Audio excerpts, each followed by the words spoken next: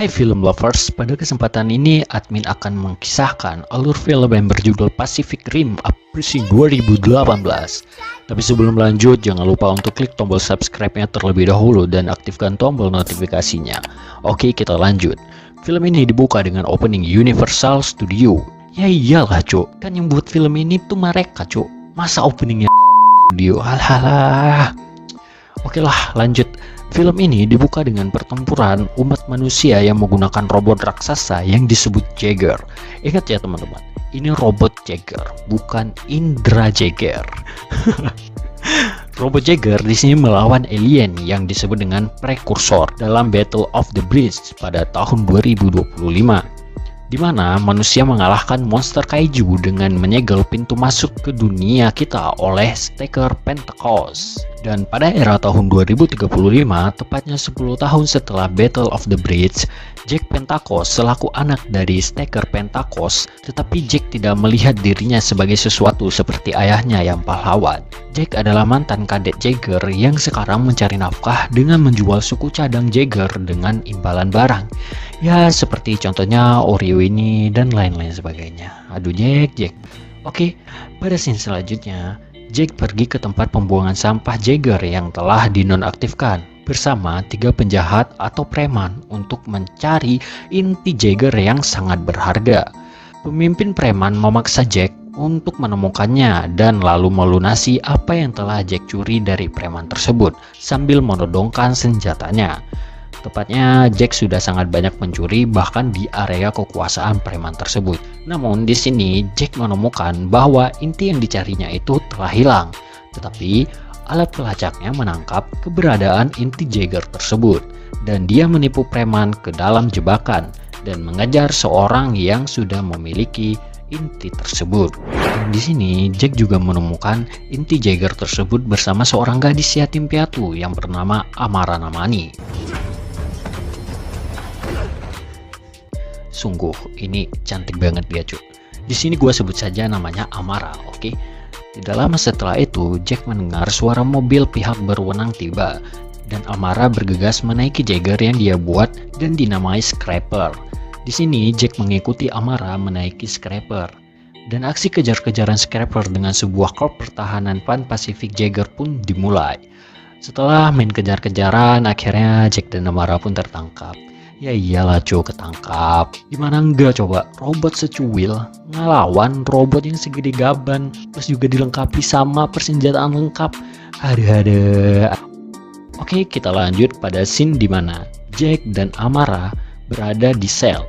Dan ketika Jack dipanggil untuk berbicara dengan Mako Mori, ya buat kalian yang belum tahu, Mako Mori adalah kakak angkat daripada si Jack. Dan di sini gua akan manggil dia dengan nama Mako, oke? Dan Mako ini juga merupakan sekretaris jenderal PPDC. Dia memberi pilihan antara masuk penjara atau melatih kadet Jaeger baru. Jack mengambil keputusan dan Mako mengatakan dia sudah siap. Dan Amara juga akan direkrut menjadi kadet. Next, keduanya dikirim ke Hong Kong, tepatnya di Satterdam, untuk memulai pelatihan. Di sana Jack bertemu dengan mantan kopilotnya di Gypsy Avenger, Ned Lambert. Di sini gua nyebutnya Ned aja deh biar gampang. Si Ned ini orangnya suka nyinyir tentang masa lalu mereka dan Amara pun kemudian mengetahui bahwa Jack adalah putra Staker Pentecost. Karena dia adalah penggemar Jaegers, jadi wajar saja dia tahu tentang Staker Pentecost. Di sini Jack juga bertemu dengan Jules, seorang prajurit yang membuatnya tertarik. Selanjutnya, Nick mengajak Jack dan Amara untuk bertemu dengan kadet lain, yaitu Suresh, Jinhai, Richie, Melin, Renata, dan Victoria. Tetapi di sini Victoria tidak senang dengan Amara dikarenakan dia masuk lewat jalur rekrutmen karena PPDC terkesan dengan Scraper Jaeger buatan Amara sendiri. Ingat ya, di sini Amara itu masuk karena dia berpotensi, bukan hasil orang dalam seperti ya di negara tercinta kita ini. Ya sudahlah, kita lupakan. Mari kita lanjut. Para kadet memulai pelatihan mereka dengan menguji kompatibilitas drive mereka. Amara tidak melakukannya dengan baik pada awalnya dan putus asa. Sedangkan Jack dan Nick berbicara di dapur dan setuju untuk saling menjauh. Dan scene selanjutnya berpindah pada The Shattered Dome dikunjungi oleh perwakilan dari Shaw Corporation, termasuk CEO Liwen Shaw dan Newt Gersler selaku kepala penelitian dan pengembangan di Shaw Corporation. Oh ya, di sini gua sebut Liwen Shaw sebagai Liwen dan Newt Gersler sebagai Newt agar mempermudah penyebutan namanya. Ya maklumin cuk, bahasa Inggris gua agak belepotan. Oke, kita lanjut. Dan rencana mereka adalah untuk dengan cepat menyebarkan sejumlah besar drone Jaeger di seluruh dunia yang dipandang sebagai ancaman bagi PPDC. Bagaimana tidak? Jika drone Jaeger disetujui, maka pilot untuk Jaeger yang ada di PPDC akan ditinggalkan. Namun, sans dulu, ceritanya masih belum selesai, cuk. Yuk kita lanjut. Di sini Newt bertemu kembali dengan Herman Gottlieb. Gua sebut dia Herman aja deh, ya. Herman kemudian membawa Newt ke laboratorium penelitian PPDC untuk menunjukkan sebotol darah keju yang mungkin penting untuk pengembangan drone dalam pembuatan pot pendorong. Herman juga memberitahu Newt bahwa dia masih mengalami mimpi buruk ketika mereka hanyut dengan otak kaiju. Newt kemudian pergi untuk bertemu kembali dengan Liwen yang memberitahu dia untuk menjauh dari Herman sehingga dia tidak perlu mempertanyakan kesetiaan si Newt. Di lain sisi, Mako memberitahu Jack bagaimana dia tidak mempercayai program drone karena mereka dioperasikan dari jarak jauh dan kemungkinan besar dapat diretas. Dia mengatakan kepada Jack bahwa dia telah mengizinkan Jack untuk menjadi co-pilot Gipsy Avenger pada pertemuan yang akan datang di Sydney. Buat yang belum tahu Gipsy Avenger, ini dia robotnya. Dan pada hari H, Gipsy Avenger pun ditempatkan di Sydney dengan pilot Jack dan Ned sebagai co-pilotnya. Dan di saat sedang enak ngobrol membahas Jules, tiba-tiba Jaeger ilegal Obsidian Fury muncul dan bangkit dari laut lalu mulai menyerang. Jack dan Ned lalu mengoperasikan Gipsy untuk melawan. Dalam kekacauan itu, helikopter yang ditumpangi oleh Mako disambar oleh Obsidian. Di sini terlihat Gipsy yang dipilot oleh Jack, adiknya Mako sendiri, sedang mencoba menyelamatkannya. Dengan tambahan efek slow-mo seperti yang ada di video Tok Tok, mereka berharap bisa menyelamatkan Mako. Namun naas, tangan Gipsy tidak sampai dan helikopter itu pun jatuh ke tanah. Dan tidak lama kemudian, Obsidian kembali ke air. Sungguh kampret. Sudah buat onar lalu ditinggal. Ya udah deh, kembali ke cerita aja, cuk. Jack kembali ke PPDC, berduka atas kehilangan Mako. Dia bertemu dengan Amara yang menyampaikan belangsungkawanya karena di sini Jack juga melihat Amara sedang berlatih. Jack menghampiri dan membantu Amara. Dan dia melihat kenangan tentang Amara. Dia berada di jalan kayu bersama orang tua dan saudara laki-lakinya ketika kaiju mulai menyerang. Ketika Amara mencoba menjangkau keluarganya, mereka dihancurkan oleh kaiju. Jack harus mengeluarkannya dan mengingatkan untuk tidak menyimpan kenangan itu. Anjir, anotasinya salah cuk, sorry. Lalu, scene berpindah di markas Shaw. Newt belajar dari Liwen bahwa program drone telah diotorisasi setelah serangan Sydney. Newt menganggap waktu ini tidak nyaman. Dia kembali ke rumah dan mulai berbicara dengan seorang gadis yang dia panggil Alice. Ternyata Alice ini adalah otak kaiju dalam polong yang sering dibawa oleh Newt. Ada-ada aja si Newt ini. Di PPDC sendiri, Amara dan Vic bertengkar. Namun, kekuatan jalanan Amara benar-benar membuat Amara berhasil mengalahkan Vic yang ukurannya lebih tinggi daripada Amara. Pertarungan segera dihentikan oleh Ned. Jules pun masuk untuk memberitahukan bahwa Herman memecahkan pesan terakhir dari Mako.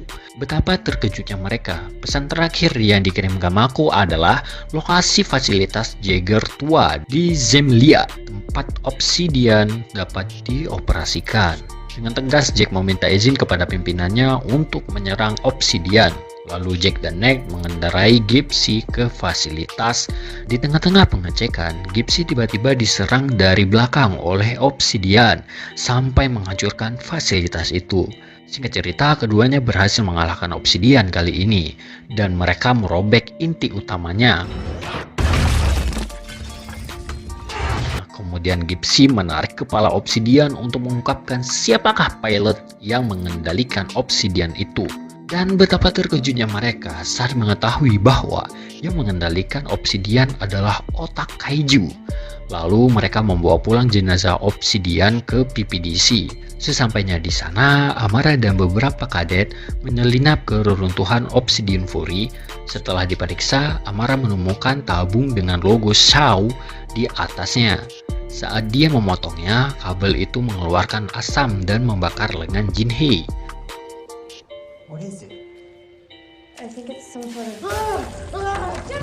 Dan Amara pun kemudian dikeluarkan dari program tersebut. Di sini Amara sangat kecewa karena merasa telah menyakiti temannya sendiri. Namun Jack mengatakan padanya untuk tidak membiarkan pendapat orang lain tentang dirinya. Di sini gua suka karakter Jack karena dia benar-benar udah dewasa banget, cuk. Sebelum Amara pergi, Amara memberitahukan apa yang ditemukan dalam Obsidian Fury kepada Jack. Dan di saat Amara pergi, kadet lain mengungkapkan penyesalan mereka dan Vic dengan tulus menyuruhnya untuk membangun Jaeger berikutnya yang lebih besar daripada Scraper. Dan di waktu yang sama, drone dari Shaw Corporation sudah siap digunakan untuk PPDC di Shattered Dome seluruh dunia. Namun sayangnya, dengan cepat mereka diambil alih oleh otak kaiju, di mana di sini membuat mereka terlihat seperti hibrida Jaeger kaiju. Ya, gabungan antara robot dengan alien itu luar biasa, cuy. Pokoknya gak ada obat deh ya.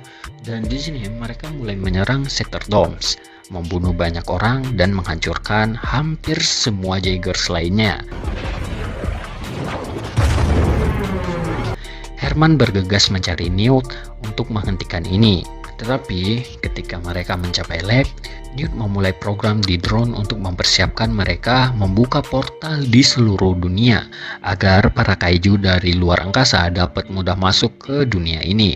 Ternyata Newt telah merencanakan ini selama 1 dekade terakhir setelah pikirannya dirusak oleh prekursor setelah lama tersesat dengan otak kaiju. Herman mencoba menghentikannya, tapi Newt kabur.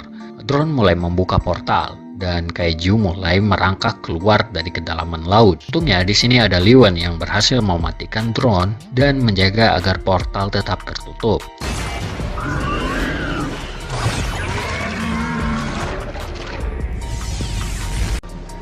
Tetapi 3 kaiju berhasil keluar dan menuju ke Jepang. Di lab, Herman dan yang lainnya berpikir kemana tujuan kaiju itu pergi. Dan tidak lama mereka berpikir, mereka menemukan jawabannya bahwa kaiju sedang menuju ke Gunung Fuji karena di Gunung Fuji mengandung unsur tanah langka. Dan bila unsur tanah langka itu bercampur dengan darah kaiju, maka akan menimbulkan reaksi keras yang memicu cincin api dan mengaktifkan semua gunung berapi di dekatnya untuk menghancurkan umat manusia dan memunculkan lebih banyak kaiju. Walah, ribet cuk tujuan para kaiju. Ya tapi nggak masalah ya, karena di waktu yang sama pula PPDC bersiap untuk membawa bala bantuan dan memperbaiki Jaeger sekaligus mempersiapkan para kadet untuk berperang. Jack dan Ned pun bertemu dengan para kadet dan mempersiapkan mereka dengan pidato dari Jack seperti yang dilakukan ayahnya di masa lalu. Dan setelah itu Jack dan Ned bergabung dengan Gypsy Avenger, sementara Amara, Vic, dan Jinhei bergabung dengan Brother Phoenix dan Suresh bersama Roshi dengan Guardian Bravo, sedangkan Renata bersama Meilin bergabung dengan Saber Athena. Mereka lepas landas menggunakan pendorong roket Herman yang menggunakan darah kaiju dan elemen tanah langka sebagai bahan bakarnya. Di saat 3 kaiju yang tengah asik menyerang kota, tibalah pada Jaeger.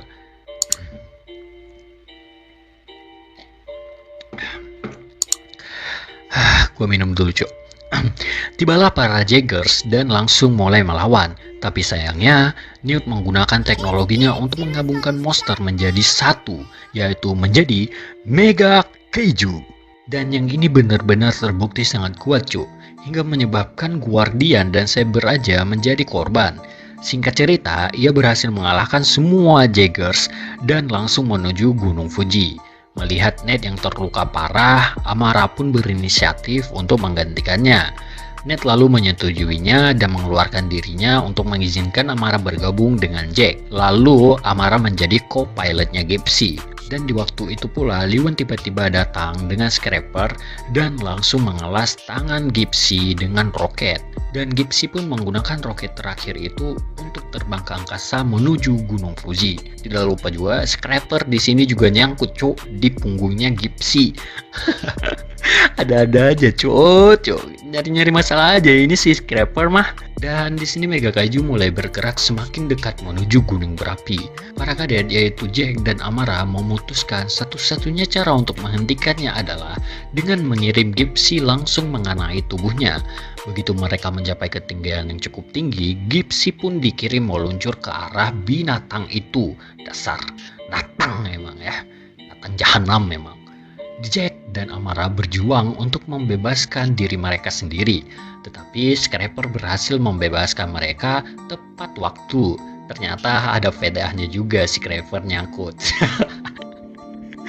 Oke, Gypsy pun bertabrakan kuat dengan Mega Kaiju yang membuat Mega Kaiju terbagi menjadi dua dan berguling menuruni gunung sampai mati. Dan Neo mencoba untuk memulai rencana B. Rupanya di sini Neo tidak menyerah begitu saja. Namun sayang, rencananya berhasil digagalkan oleh Nick. Jack dan Amara mendarat dengan selamat dan mereka semua pun merayakan kemenangannya. Tapi tunggu, gue gak habis pikir sama ekspresi dari Mbak Lewan ini. Ada, bikin sesuatu tegak namun bukan keadilan. Anjay. Kalian yang nonton pasti paham lah cuy ya.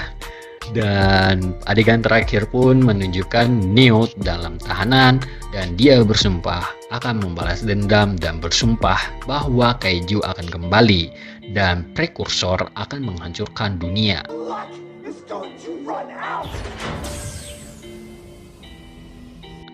Tidak takut dengan gertakan si Neo, Jack masuk dan berjanji bahwa umat manusia akan siap untuk melawan lebih besar dan lebih buruk daripada sebelumnya.